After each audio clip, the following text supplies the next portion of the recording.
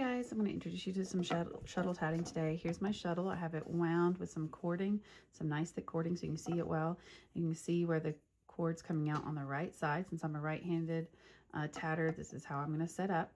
You start by taking your tail and pinching it between either the first or second finger of your hand, whichever one feels comfortable to you. Wrap that tail around and bring it up right by side. So see how these two are kind of running parallel to each other? I'm just pinching that shape there to hold those. So I'm making a loop around my first finger and my second finger. You can put all these other fingers in here if you want. I just tend to just use these two, just how I do it. And so what we're going to do is we're going to do under and over, which makes the double stitch. So we do an under stitch as your first stitch and an over stitch as your second. And you're always going to be working for this first part on this top thread here. The bottom thread just kind of hangs out. You can see I'm going to give a little bit of space on my tatting shuttle. And now this thread, I'm going to sweep for this under stitch. I'm going to sweep it over my hand. See how I have it kind of wrapped over my hand? That lets my shuttle come under this top thread. I'm going to go under this top thread and see my finger is going to let this thread come underneath it. Then watch the bottom of my shuttle. It's going to go right back over the top of that thread. I'm going to pull it. This thread that was on top of my hand is my shuttle's going right on through it. Right? And then I'm going to pull my shuttle tight and I'm going to release some tension here. This is holding the tension. My forefinger is holding the tension. I'm going to release a little bit of that tension. I'm going to pull it tight. Now watch this knot flip. Right now it's wrapped around this thread, but I want it wrapped around my shuttle thread. So watch it flip as I pull. Boop. Now it's wrapped around my shuttle thread. So then I tighten that again just by holding tension on my shuttle thread, holding some tension on my finger, and I'm going to pinch that that's the first half of a double stitch. That's the stitch we're going to be doing today. And then the second half, we went under the first time. This time we're going to go over. So this thread that's dangling here, it's just going to dangle down below. I'm going to ignore it. And I'm going to go over the top thread here with my shuttle. And then I'm going to bring it back down. See how I'm underneath that top thread again? Pull it through and see it makes a loop. Now I'm going to do the same thing. I'm going to loosen that forefinger a little bit, pull the shuttle tight and pop it. Now that makes the double stitch. The double stitch, you can tell, is correct when you can see it looks like essentially the pi symbol, right? You have a P, you have the slash going in, the slash going to the slash going to the right, slash going to the left with a little top hat. So it looks like a little pi symbol for math, which is kind of fun. And so that is how you do your stitching. So I'm going to show you a couple more times and then hopefully it will help you get moving. I'm going to zoom back out. Okay, so here we go. We're going to take it and we're going to go under and then over. So the under, we're going to sweep that thread on top of our hand, just like that. I'm going to put this shuttle underneath that top thread. And then I'm going to come over the top of it. See, I still have this thread above my hand. I'm going over this thread. Now pulling it through. So there's the thread here on my hand and then there's a shuttle thread here. And I'm pulling through those two threads in between. And I'm going to tighten it slowly, boom, until it pops. And then I'm going to pull that popped thread down until it reaches the bottom here. And you want it to be really nice and tight side by side. So you're just going to tuggy on both strands until it gets to where you want it. Okay. And then let's see here. I'm going to move this over a little bit.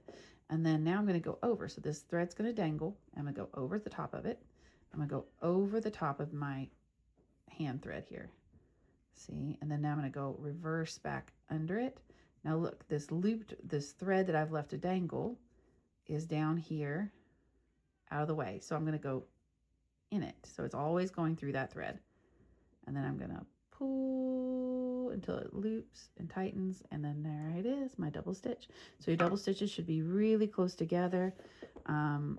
So that they are right next to each other with no gaps. If you make a gap, then that's going to be like an unintended peak. So you're just going to make sure you have them all nice and snug. Okay, let's go through that one more time. I'm going to loosen my thread, I can pull, and you know you're doing correctly if your thread can move through your double stitches. Your ring thread, which is this ring right here, we're creating a ring, should be able to just pull through to make a bigger loop or a smaller loop by pulling the shuttle.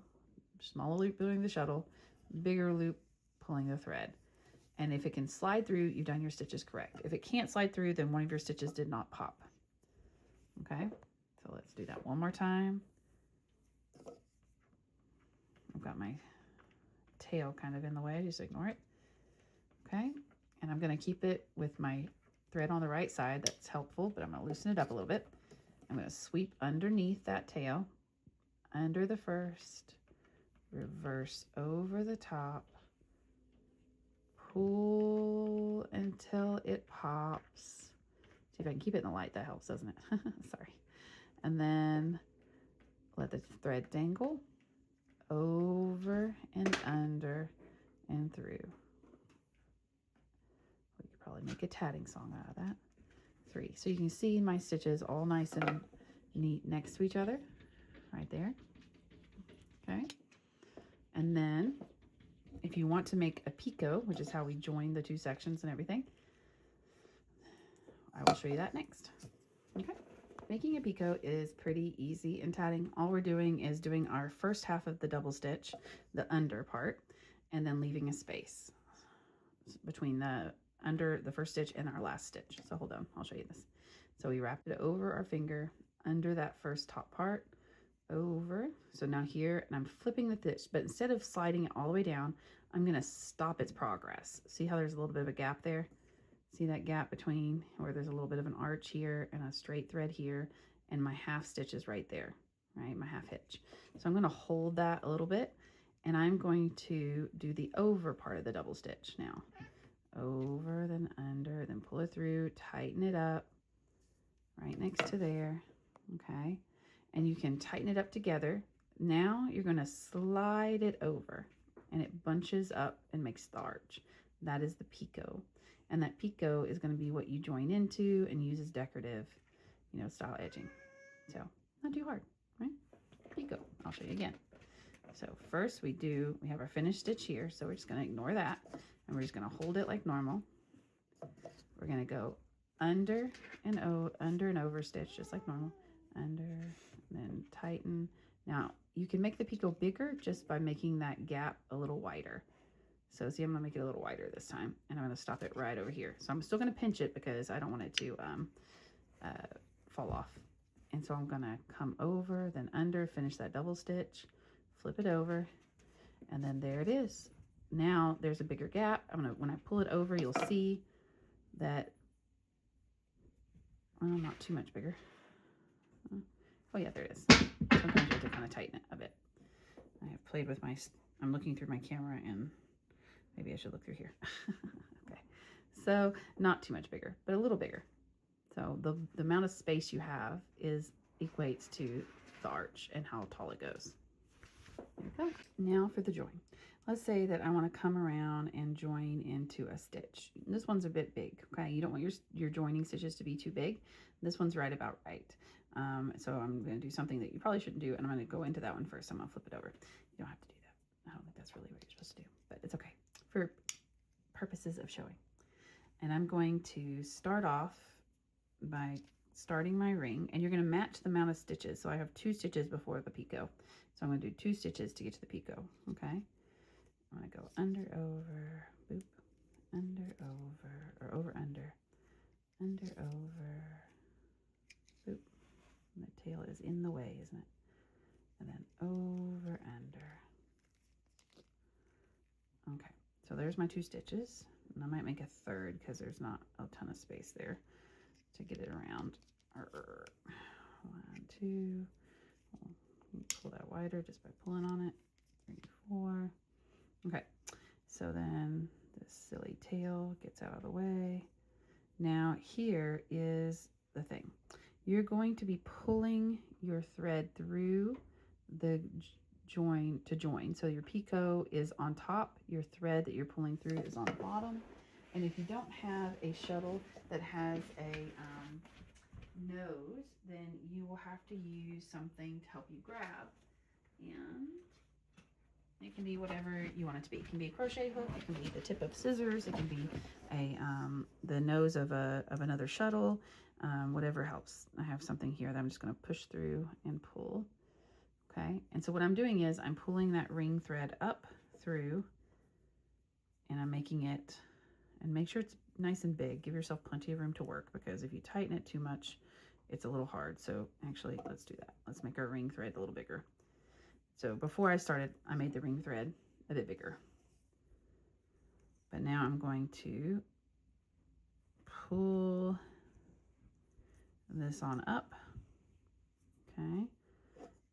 And I'm gonna pass my shuttle from the back to the front, okay? Just like that, okay? And then to tighten it, sometimes what I do is I reverse the thread a little bit, back and forth with the shuttle and the ring, just to kind of tighten it up. So pull on the shuttle, and then I will reverse the ring and widen it a little bit, and that helps it kind of settle. If you cannot move the ring thread, if you can't pull it to make it bigger, or pull the shuttle to make it smaller, then you've not gotten the knot correct there. But that is how you join. So don't know if that was helpful. It's a little hard to show that part, but hopefully it worked.